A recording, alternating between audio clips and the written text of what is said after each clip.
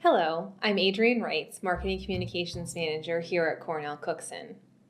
Your Extreme 300 Series Performance Door features a soft start and soft stop. To improve your door's opening time, you can reduce the ramp areas of the door.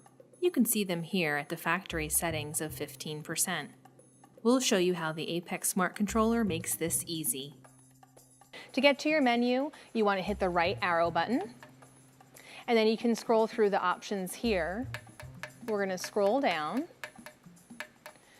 until we see Open Ramp Area. To select that, you're going to click OK. And you can see it comes factory set at 15%. We're going to want to reduce that down to improve the opening time here. So we're going to reduce that down to 10% by hitting the down arrow.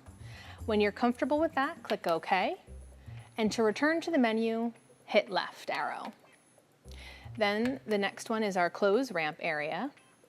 And that follows the same procedure here. So just scroll down, hit OK to make it stop blinking, go left, and then to return to the standard run mode, go left again, and then you're out of the menu. And that is how you reduce your open and close ramp areas.